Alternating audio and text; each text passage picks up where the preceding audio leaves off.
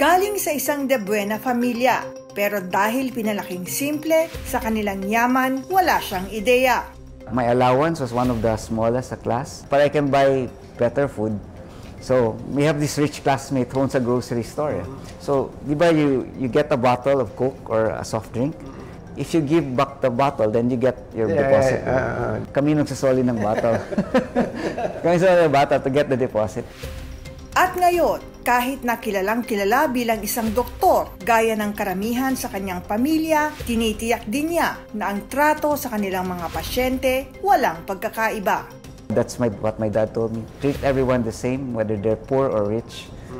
Diba? So, if you look through the clothes, to the titles, to the jewelry, and see a person same lahat, then they will remember you.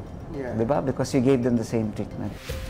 Alamin ang kwento ng buhay at tagumpay ni Super Achiever Dr. Potenciano Yong Larazabal III ngayong Biyernes, January 17, dito lang sa TuneIn kay Tunying Live Digital Broadcast.